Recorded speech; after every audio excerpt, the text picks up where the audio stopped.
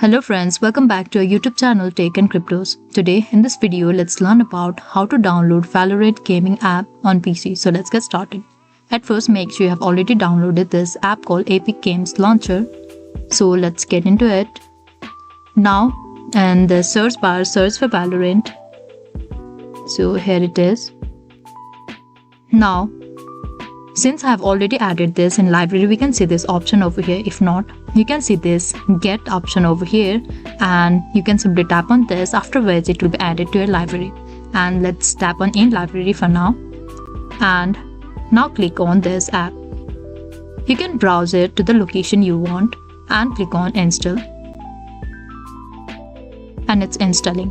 Installation process can take few minutes. We need to wait till then.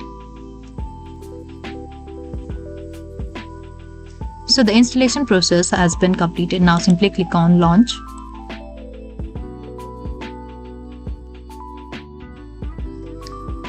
Now click on yes.